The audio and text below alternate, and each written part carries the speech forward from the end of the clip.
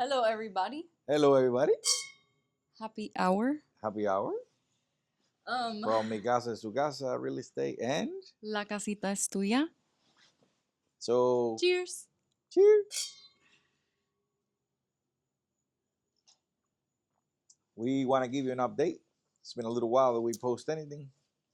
We been a little complicated, but we need to get back in the rhythm. So, Melanie bought a house. Yes. Congratulations.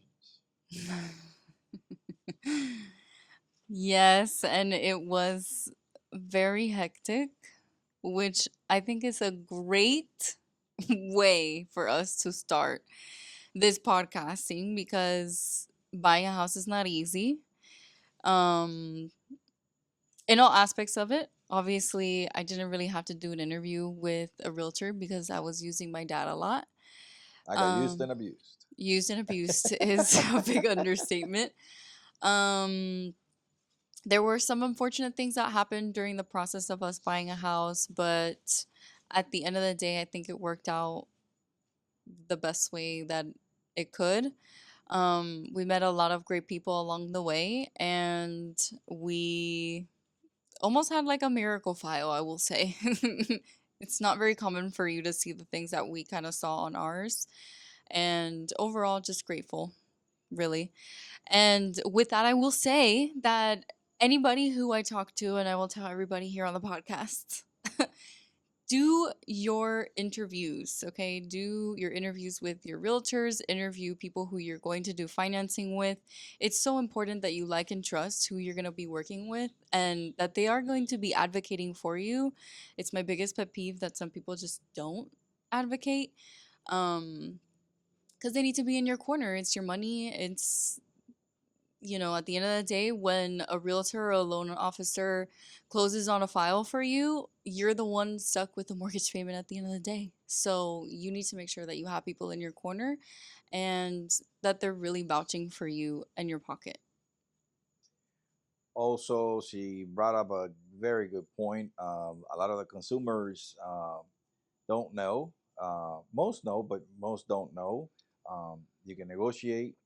The contracts are very important because what goes into the contract and extensions, either for inspections or extensions for financing part, any additional ins and out that needs to be on there. That's why you need to use a realtor. Um, Going to see a house, it's actually changed since the board changed now all the forms after the amazing lawsuit that they had, which didn't turn out too well for The them. NAR, is that what you're talking about? No, Oh. the lawsuits of the National Association of Realtors. Yeah, the Um, NAR. the right.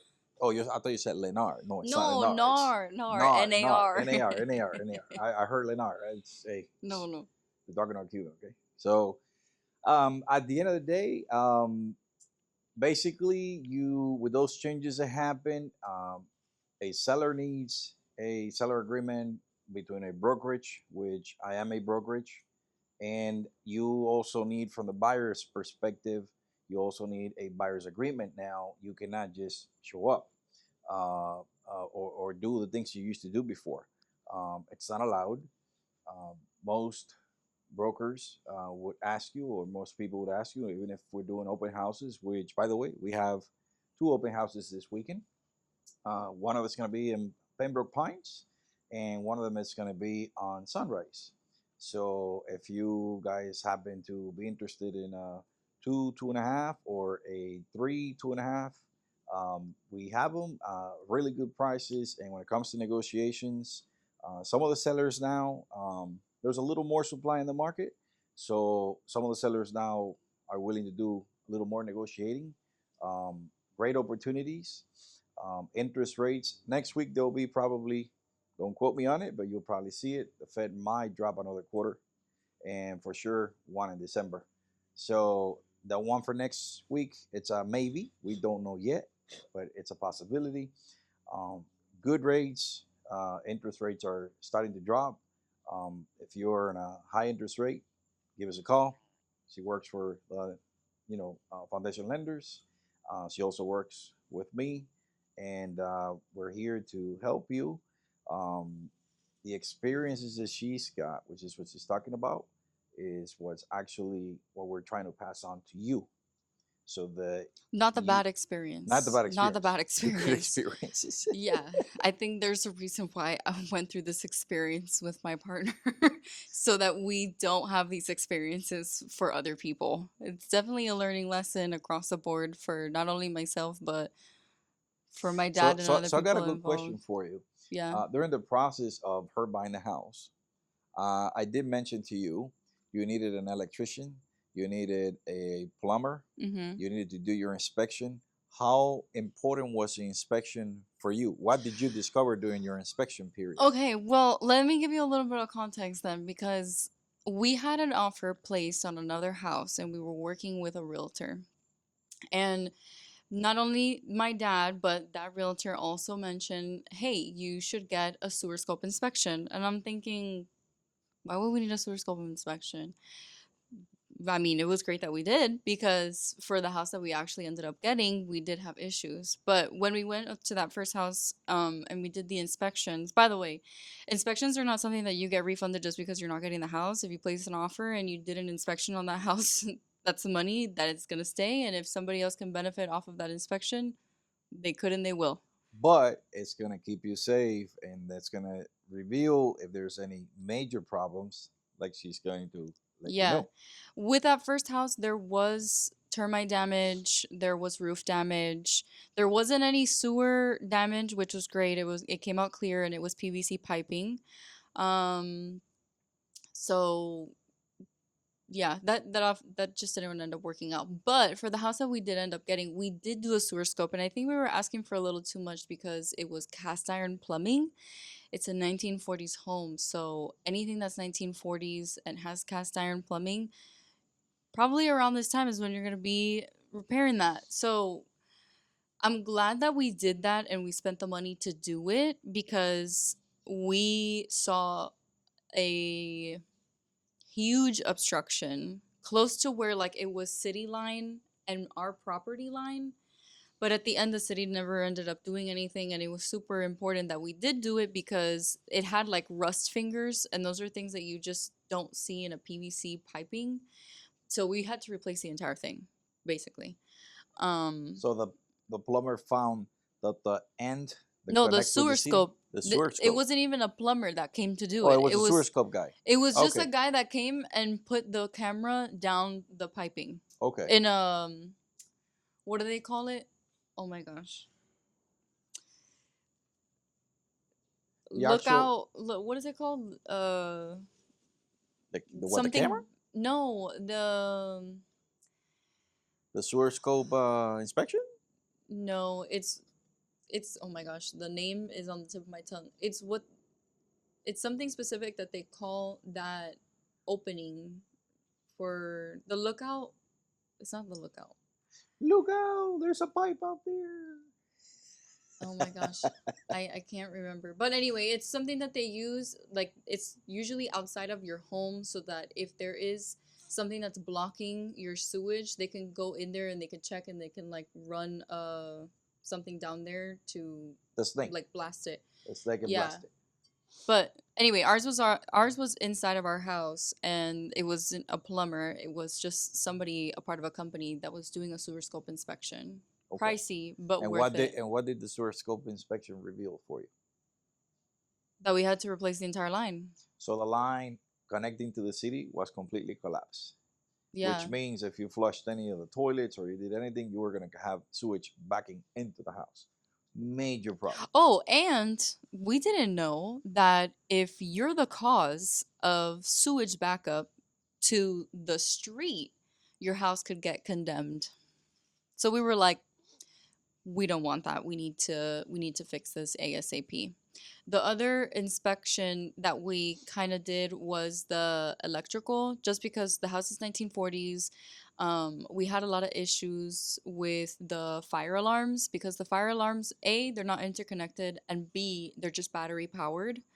So that means that if there's a fire happening in one room, only one fire alarm is going to sound and not the entire house to let you know, like, yo, there's a fire in here. Like, get your butt up and go, like, check out where the fire is. So that's out of code. Our house is pretty out of code because it's 1940s, but we also Technically saw. speaking, grandfather end. So, but the why was the reason that the electrician told you you needed to move the box?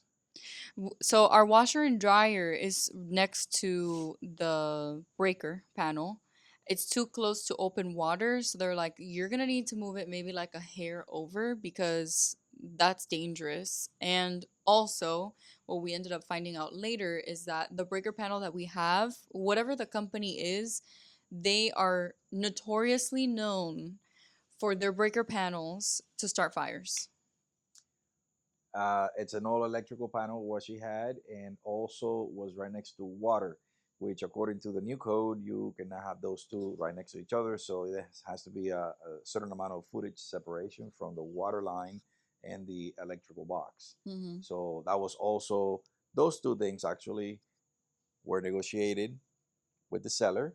So the Yes. seller agreed to pay for the electrician and the plumber to do all the To plumbing, get it and it was fixed. part of the negotiation.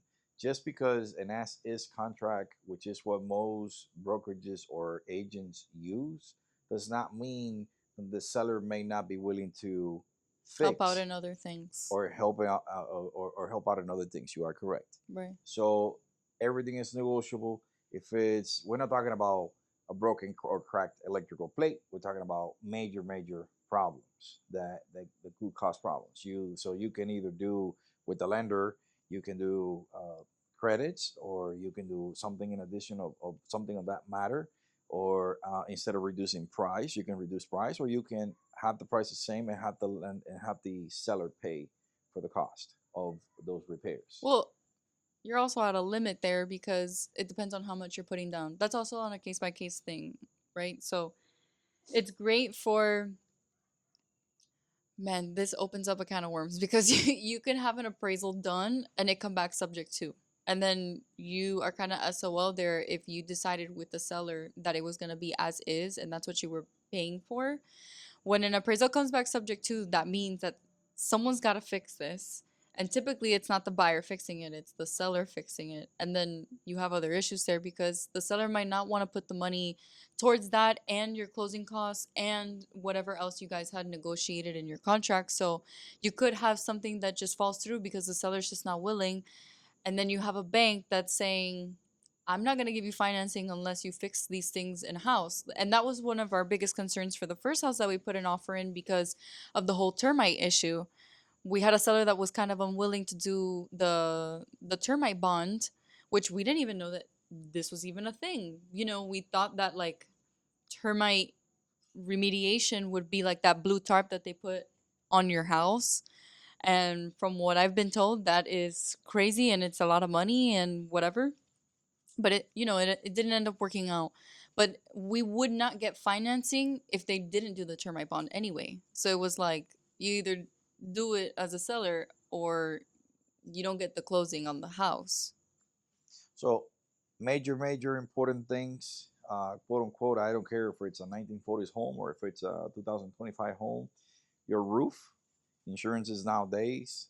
If your roof is in problems, if you have termites, if you have any major problems with plumbing, roofing companies or the inspector has to be able to say how many years you got left over in that roof. The other one, the other biggie one is going to be anything that has to do with electrical, um, and components in the house that may or may not be working. Um, if it's included in the sale or if it's not included in the sale. So, inspections are extremely important. You can't, And expensive. inexpensive. So make sure you like the house. Hmm. Make sure you're really willing to understand and pay for that. Um, And do your research. Like I mentioned about interviewing, do your research because if you get somebody that does is not thorough, we thankfully had for the second house that we ended up purchasing, we had an inspector that was very thorough. Like this guy knew about electrical and plumbing enough to tell us like yeah, you're going to need to call somebody, but here are the things that I see as a problem, and they were confirmed by those people in the trade. So it was great, but you should definitely do your research on people who you're going to hire to do your inspections for the house that you like. Very good point. And also, um, why work with us? We're gonna make sure we get every credit or every possible, advantage to you.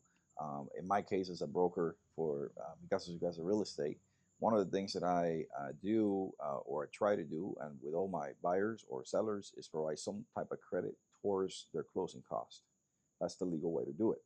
So if you want to find out more, you all you have to do is reach out to us, and our phone numbers are on the site.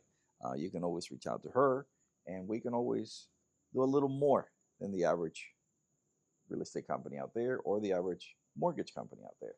So, with that said, cheers to Yeah. your buying the new house, Thank you. Thank you. and we'll be doing more podcasts, little by little, different topics. Um, We're just going to talk for yep. right now until you guys tell us what you want to know. On the next YouTube video that you see, or this one, or this podcast that you see, um, hey, write us a comment. Write back what topics you guys would like to hear. Uh, Mortgages on this site, real estate on this site. 22 years of experience on both sides of the fence. Yeah. Um, And I'm about just getting started. and she's got a year under her belt already for mortgages, working with me. So we're here to serve you. If you have any questions, cheers to that. Happy hours. And hopefully you Cheers. like the podcast.